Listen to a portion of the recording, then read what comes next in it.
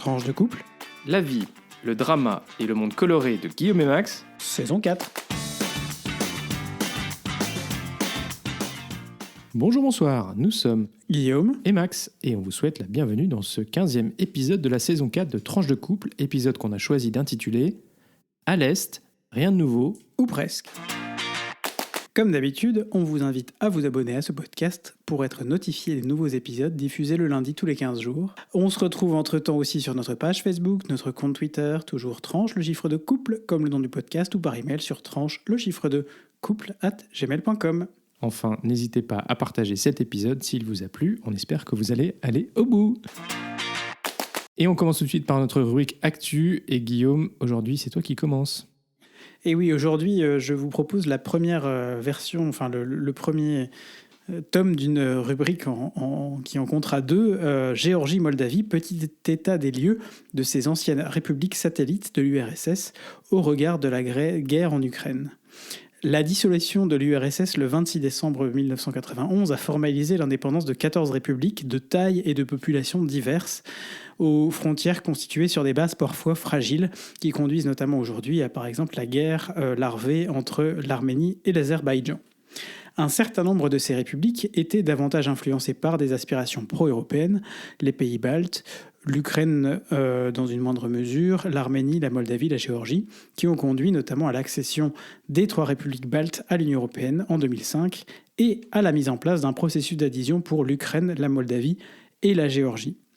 À l'aune du conflit ukrainien, ce sont ces deux derniers pays qui ont retenu mon intention pour cette semaine et dans le prochain épisode dans 2 semaines, et celle de certains médias, puisqu'en effet, 2 événements particulièrement intéressants et importants y ont lieu récemment, traduisant la volonté de la Russie de conserver une influence sur ces deux pays.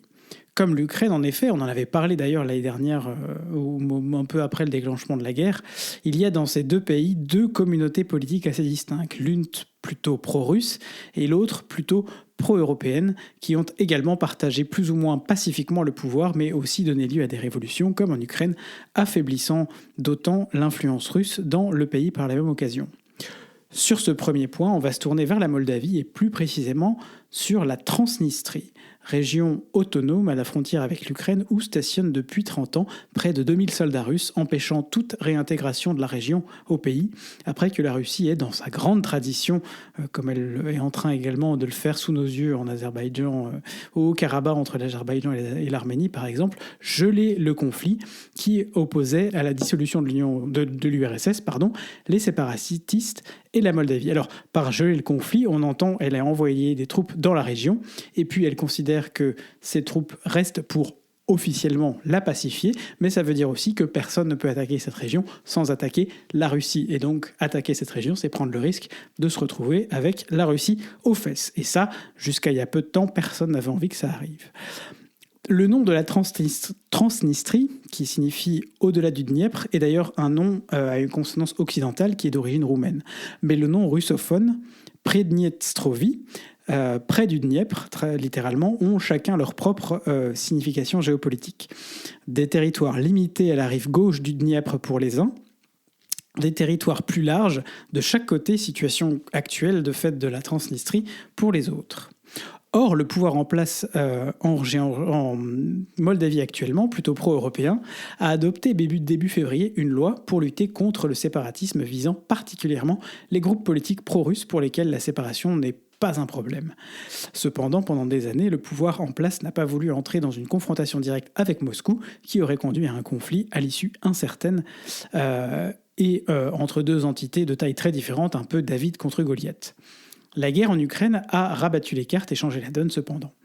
Alors que la Russie a tout fait jusque-là pour maintenir une forme de chaos dans l'État géorgien en alimentant les groupes pro-russes, notamment les conflits sociaux, via des atteintes plus pernicieuses, notamment du point de vue militaire, l'Ukraine a changé d'attitude vis-à-vis de ce conflit, dans lequel il agissait plutôt comme un médiateur jusque-là depuis 2014 et l'annexion de la Crimée, empêchant notamment la rotation des troupes russes stationnées dans la région, en tout cas via via ses frontières et en fermant sa frontière avec cette région. Ne pouvant plus compter sur le soutien russe, la Transnistrie, les autorités séparatistes de Transnistrie ne peuvent désormais plus ignorer les appels à la réunification venant de Chisinau, la capitale moldave. Le gouvernement en place doit désormais se doter de bons outils pour arriver à cette réintégration et surtout ne pas se mettre à dos la population de la région au risque de fragiliser les possibilités que cela arrive. Et alors que la Russie instrumentalise toujours des manifestations pro-russes qui ont lieu en ce moment, et c'est ça qu'on retrouve beaucoup dans les médias contre le gouvernement moldave actuel, pour déstabiliser le pays, ce même gouvernement cherche à limiter l'impact de cette instrumentalisation toujours davantage.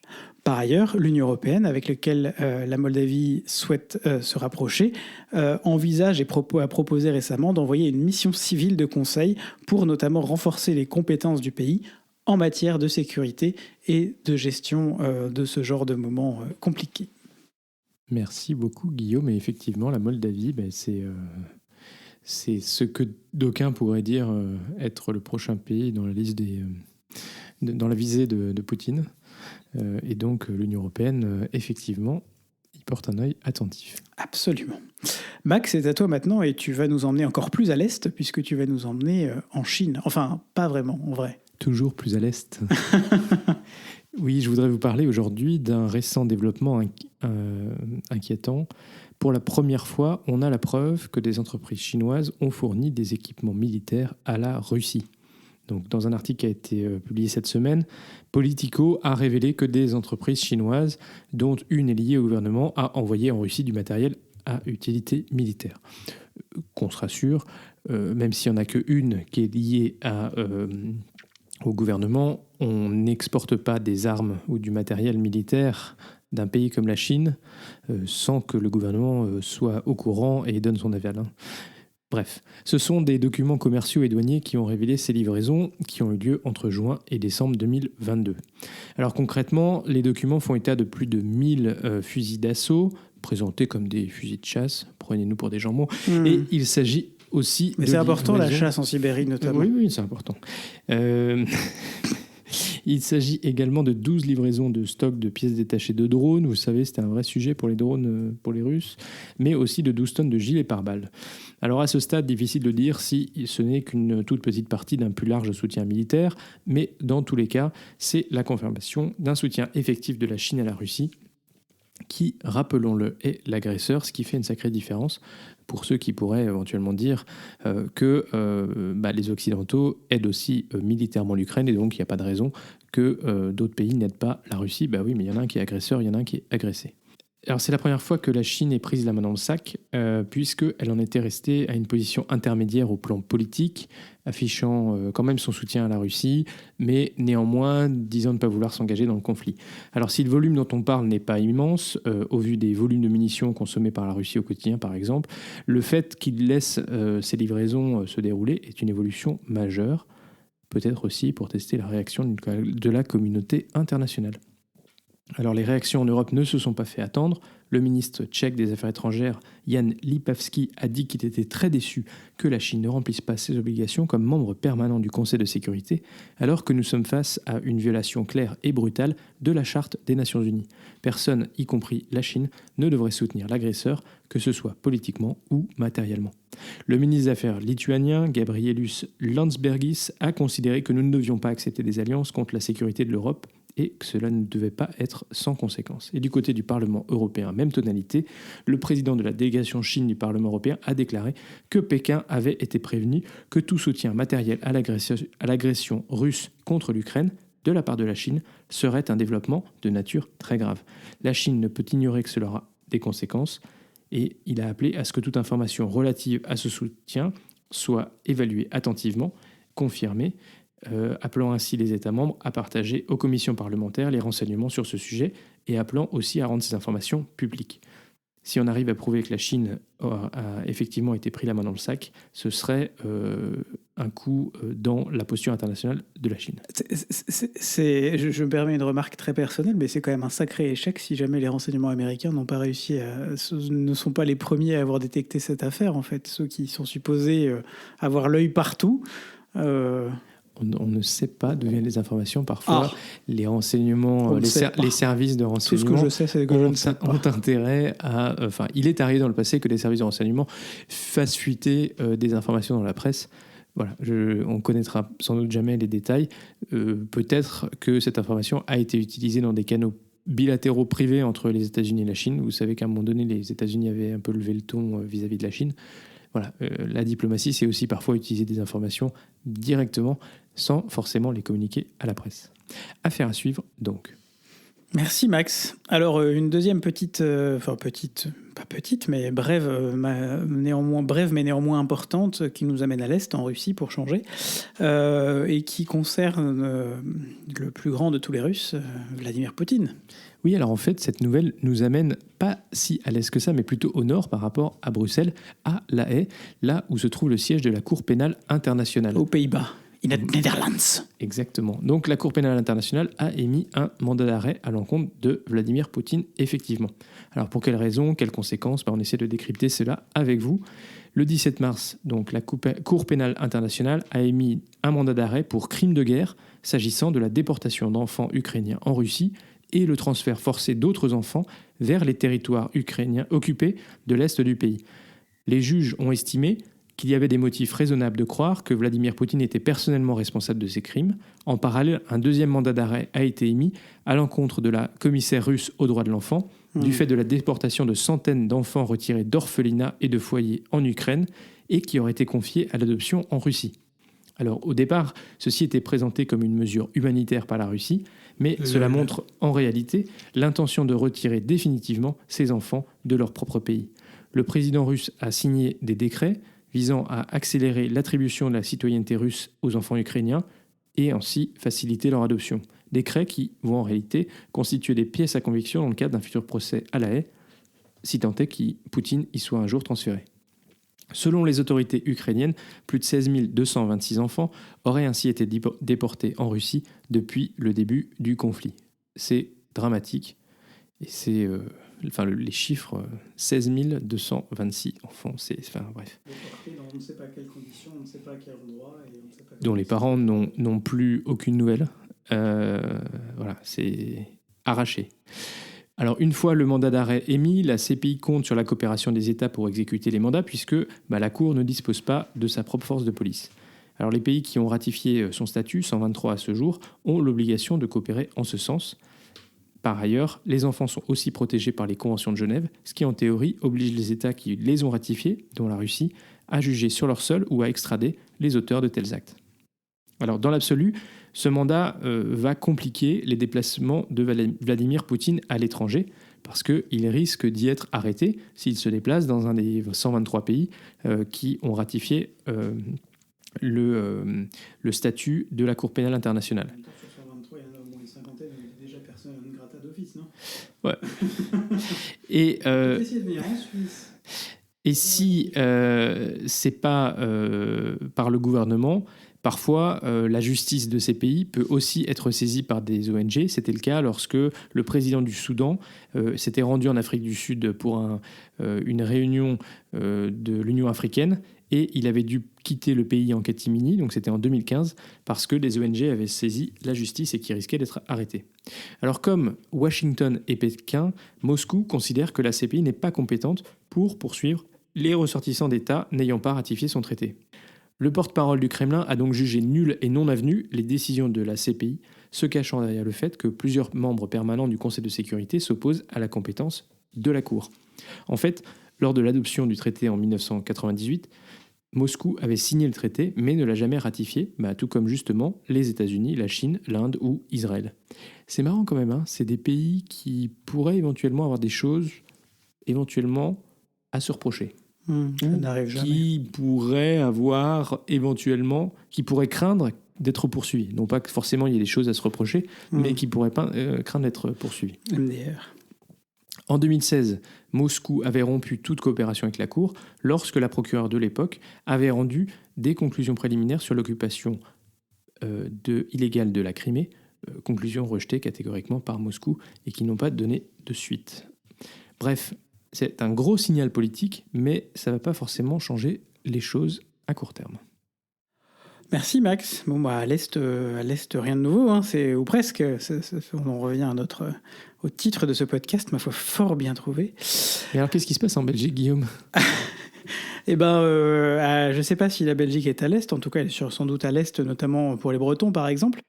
Mais notre point Belgitude aujourd'hui va parler d'un imbroglio administratif que doit subir au quotidien la famille royale belge. Alors voilà, comme beaucoup de familles princières du nord de l'Europe, nos souverains de la famille royale belge, oui ça fait bizarre de dire ça quand on a dans le sang de leur couper la tête, sont issus de la lignée de Saxe-Cobourg-Gotha, le fameux Gotha, une lignée originaire d'Allemagne.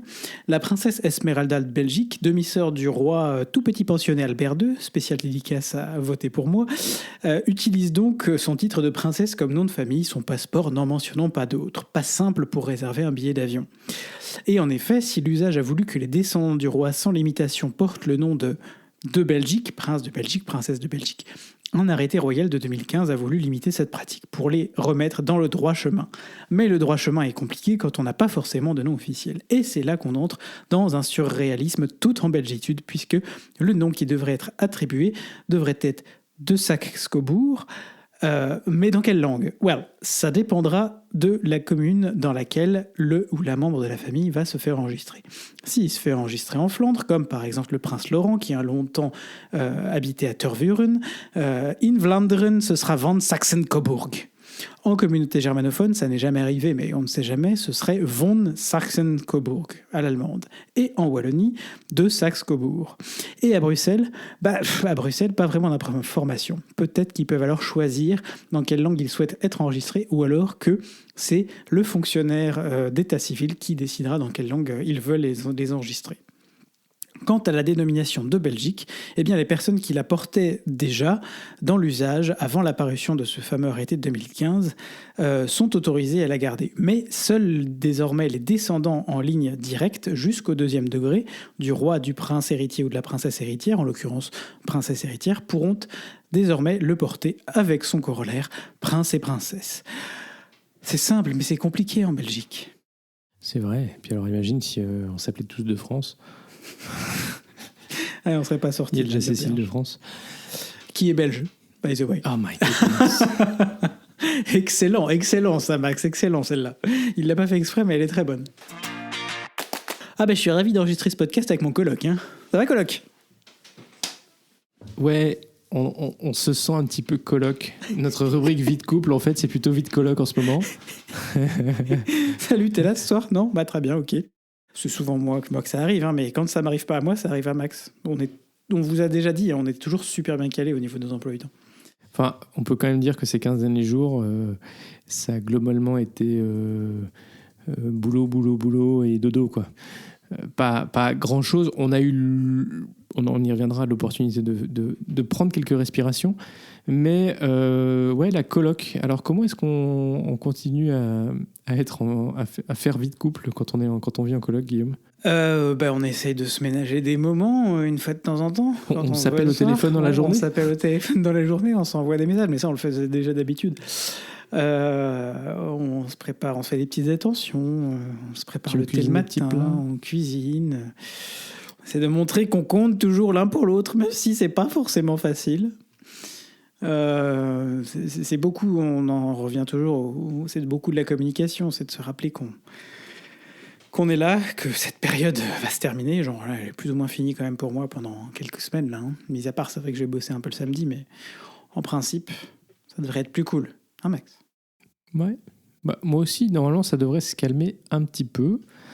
Mais c'est vrai que le fait aussi que tu bosses le samedi et le dimanche, parfois, enfin quand tu en gros bosses les 2 jours, ça fait un peu bizarre quand même de se retrouver à la maison. Alors il se trouve que par ailleurs, si j'avais été en train de faire plein d'activités, peut-être que je m'en rendrais moins compte, mais comme ces semaines ont été plutôt chargées, je me suis retrouvé à plutôt vouloir me relaxer à la maison, me poser, tout ça. Ben, ça fait bizarre d'être tout seul dans la maison, sans toi. Et voilà. Puis c'est tu sais, vrai que, si on a une grande maison. et quand tu rentres, du coup, un peu tard, moi, j'ai qu'une envie, c'est d'aller me coucher. Toi, tu as peut-être envie qu'on se retrouve et qu'on passe un peu de temps ensemble. Mais Raté. voilà, pas forcément idéal. Donc voilà, on est coloc. C'était la rubrique la première rubrique premier sujet de notre rubrique vie de couple. Mais néanmoins, on a réussi à trouver quelques petits moments de respiration. Donc sur une inspiration, par exemple, lundi dernier, j'ai appelé Guillaume en sortant du boulot parce que je suis arrivé à sortir pas trop tard, vers 19h. Vous avez entendu, vers 19h, c'était pas trop tard. Et donc j'ai proposé à Guillaume qu'on aille dîner dans un resto. Il m'a pris un peu au débeauté. Moi, j'étais à la fin de ma journée, j'avais une journée off, j'étais une journée de pause, j'étais super content. Mais du coup, j'avais la fatigue qui arrivait, il était 18h. J'étais posé comme une loque dans mon canapé, comme je suis posé actuellement comme une loque dans mon fauteuil d'ailleurs. Et Max m'appelle et me dit oui, tu veux pas aller au restaurant ce soir? Et là, j'avais l'impression que j'allais craquer parce que c'était compliqué de décider ça tout de suite d'un coup à 18h30 un lundi soir après une journée off. C'est pas simple. Hein. Hashtag spontanéité. Hashtag spontanéité. Moi, il faut savoir prendre les moments. Il faut savoir prendre les moments quand ils sont dispo. Absolument. On n'avait rien réservé. Je savais pas où aller. Faire des choix, c'est jamais simple pour les mecs et pour nous aussi. Et en plus, il faut dire quand même qu'un lundi, c'est quand même le jour où en général les restos sont fermés. Ouais, c'est ça. Et paradoxalement, il y avait quand même vachement de monde dans les restos qu'on a croisés. Et donc, on est sortis sans trop savoir où aller. Alors, on a la chance d'habiter dans un chouette quartier, ça, on vous l'a déjà dit, et on n'a toujours pas changé d'avis là-dessus. Avec pas mal de petits restos, y compris des restos ouverts le lundi. Et on s'est retrouvés un peu par hasard dans un restaurant que je pensais qui s'appelle le restaurant Indochine. Donc moi j'étais persuadé qu'on était dans un restaurant indonésien. Ah my goodness. Et au bout de 5 minutes à regarder le menu, je me suis dit mais en fait Indochine, attends, c'est un restaurant vietnamien. Il y a la même chose que ce qu'on a mangé au mois de janvier. Voilà, donc on a testé le restaurant Indochine à XL qui est rue Les Broussards. Qui est rue Les Broussards et qui est un très bon excellent, c'était très très bon et très local, on va dire. On n'avait pas l'impression d'avoir quitté. Guillaume a pris un feu. J'ai pris un feu. Et c'était on se rend compte un petit peu différemment. Par exemple, c'est de la nourriture, c'est de la viande bouillie. Donc elle n'a pas forcément beaucoup de goût. Parce qu'elle est bouillie, du coup, elle n'est pas très assaisonnée. L'assaisonnement c'est le même goût ici au Vietnam. Voilà. Donc c'est pas et en fait, on s'est rendu compte quand même que ça ne nous avait pas tellement surpris, je pense, quand on était au Vietnam, parce que c'est dans un environnement et tout ça. Mais là, dans notre petit cadre traditionnel, ça m'a un peu plus surpris. Mais effectivement, voilà, vraiment comme là-bas. Donc c'est une bonne adresse, on y retournera. Et puis, cette semaine, on a aussi... j'ai été voir l'opéra que Guillaume... oui. Avait en charge de coordination. J'essaie d'inviter Max à l'un ou l'autre opéra quand l'occasion se présente, pour lui montrer un peu ce que je fais aussi dans ma vie, et ce sur quoi je travaille, en tout cas, parce que moi je suis pas sur scène. Mais... Ça permet de savoir que c'est une attention de vie de couple pour que je comprenne qu'est-ce qui t'occupe. Qu'est-ce qui fait que mes soirées et mes week-ends sont bouffés pendant 3 semaines ou 4 semaines d'affilée à cause de ça. Oui, c'est ça. Alors c'est un opéra qui a été organisé avec... un chœur d'enfants, de 120 enfants, donc quand même pas mal, plus des solistes. Une très belle chouette mise en scène autour de l'histoire, c'est Icare et le mythe d'Icare. Et donc voilà, une belle représentation, 1h20 de spectacle, très très chouette, voilà, très coloré. La mise en scène était très chouette. Voilà, donc c'est dommage, c'est terminé, vous pouvez pas aller le voir. Peut-être que vous pourrez voir c'est fini, nanana. Des vidéos ou des photos sur le site de l'Opéra de Bruxelles. On trouve absolument des vidéos et des photos sur le site de La Monnaie. Et puis c'est un opéra qui montre, en fait, qui essaye de sensibiliser les gens via le mythe d'Icare, en fait, à la fragilité de notre planète et aux échéances qui nous arrivent et auxquelles il va falloir être vigilant. C'était un opéra qui est un peu feel good parce que, en tout cas, c'est un opéra qui me parle énormément à moi parce que c'est un opéra qui met en avant la jeune génération de chanteurs, avec des jeunes chanteurs de notre programme soliste sur scène en grande partie, la jeune génération de futurs peut-être talents de la musique, en tout cas d'enfants et de jeunes, avec le cœur d'enfants et de jeunes qui est mobilisé sur ce sujet, sur cette thématique aussi. Et c'est important parce que c'est leur génération. J'espère qu'elle se débrouillera mieux que la nôtre pour protéger la planète. Et puis voilà, il y a toute cette thématique autour de l'environnement qui fait que c'est un opéra qui a du sens. Et moi, ça me fait toujours quelque chose de travailler sur les opéras qui ont du sens. Je me disais en rentrant d'une journée qui avait été longue à Max l'autre jour, il faut vraiment que j'apprenne à ne plus m'impliquer émotionnellement dans mes projets parce que ça ne va pas du tout. Et ce soir, après la dernière, je me rends compte que ce genre de projet, je suis incapable de ne pas m'y impliquer émotionnellement. C'est pas possible. Et il faut faire avec le fait que parfois, ça se passe pas exactement comme on veut. Et on respire un grand coup et puis on passe à autre chose. Exactement. Merci Guillaume de nous avoir partagé ça. Et on passe à la dernière rubrique geek. Et Guillaume, elle nous emmène aussi à l'Est. Et elle nous emmène à l'Est, elle nous emmène en Chine pour changer décidément. Il y a un fil rouge. Un fil rouge, manifestement. Et elle nous emmène chez TikTok, qui est dans la tourmente en ce moment, mais c'est la Chine qui indirectement, ou plus ou moins directement, ça dépend, est visée. Alors que chaque jour, de nouvelles organisations, de nouveaux gouvernements annoncent l'interdiction de l'application sur les appareils fournis à leurs collaborateurs, le gouvernement fédéral aux États-Unis et plus d'une vingtaine d'États fédérés, Commission européenne, gouvernement wallou, on constate derrière la croisade contre le réseau social une bataille plus large mais plus discrète sur l'influence réelle de la Chine. Alors à l'origine de cette bataille, le fait que l'ensemble des données du réseau soient stockées en Chine. Pour les États-Unis, à l'origine de cette lutte contre le réseau social, cela suffit à faire poindre la crainte d'un espionnage et surtout la possibilité d'utiliser ces données, par exemple, pour faire chanter l'un ou l'autre individu ou l'une ou l'autre organisation. Par exemple, quelqu'un de haut placé. Pourtant, si l'application est bien d'origine chinoise, le capital de la société ByteDance Ltd. Limited est réparti entre les salariés 20%, les dirigeants chinois 20% et 60% des fonds d'investissement sont des fonds d'investissement américains. Et oui, c'est une société détenue à 60% par les Américains. Elle est cependant, cette société, de par ses dirigeants chinois, soumise à la loi chinoise sur le renseignement qui précise que ces sociétés doivent pouvoir collaborer sur demande avec le gouvernement. Et c'est là que le bât blesse. Par ailleurs, un article du Monde rappelle que au final, quand on fait le tour du fonctionnement de cette application par rapport à d'autres, comme par exemple Facebook, Instagram ou Twitter ou Snapchat, ce fonctionnement il n'est pas si différent. Est-ce que l'application demande d'accéder, les données utilisateurs auxquelles l'application demande l'accès ne sont pas différentes de celles de ces autres applications.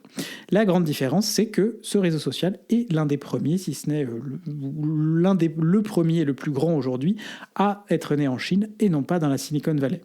Si l'application fait l'objet d'un scrutin important, c'est suite au déclenchement de plusieurs procédures retentissantes, notamment en décembre 2022,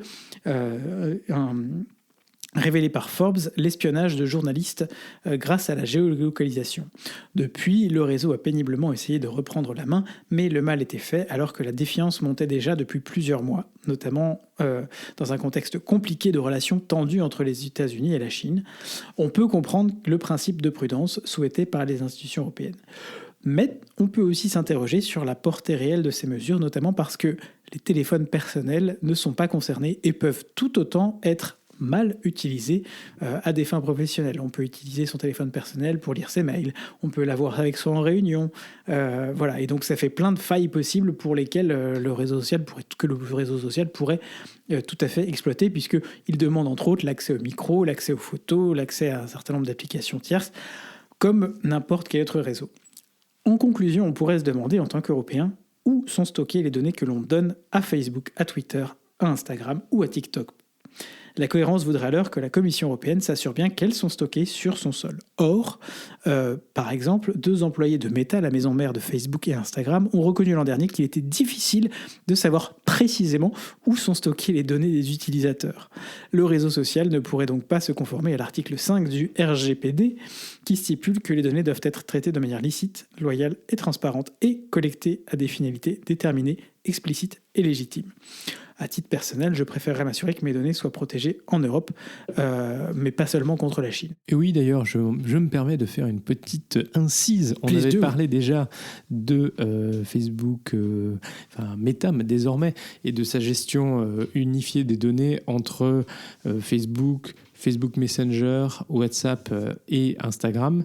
On nous avait annoncé déjà à l'époque qu'ils allaient faire adopter des nouvelles conditions générales qui permettraient d'utiliser ces applications pour des entreprises. Tu te souviens, Guillaume, ça m'avait poussé à essayer de me déconnecter de WhatsApp et d'aller plutôt du côté de Signal. Ce que je n'ai pas réussi à faire, pour être tout à fait honnête. Tu as réussi à ramener pas mal de gens sur Signal. On va voir ça comme le verre à moitié plein. Voilà, il y a plus de gens qui utilisent Signal aujourd'hui, notamment en famille. Et bien du coup, cette semaine, Meta a annoncé qu'effectivement, toutes ces données seraient combinées et mises à profit pour les entreprises. Donc ça continue, le rouleau compresseur continue. C'est pas parce qu'on est en Europe qu'on y est protégé. Voilà, je vais continuer mon lobbying et si vous pouvez basculer sur Signal qui au moins ne fait pas usage et ni ne stocke vos données personnelles. Comme ça, vous êtes au courant. Voilà, c'est déjà la fin de ce 15e épisode de la saison 4. Si vous êtes arrivé au bout, bravo et merci. Merci. On est très heureux de vous compter parmi nos auditeurs. Si ce podcast vous plaît, on vous l'a déjà dit, mais faites-le découvrir autour de vous. N'hésitez pas à mettre une note, un commentaire sur Apple Podcasts, Spotify ou votre logiciel de podcast préféré. Et un like sur YouTube ou sur Twitter, un pouce bleu sur Facebook. Et surtout, partagez. Ce podcast reste diffusé le lundi tous les 15 jours ou le dimanche soir pour les plus pressés. Alors, d'ici au prochain épisode, portez-vous bien, gros bisous et à très vite pour de nouvelles tranches colorées.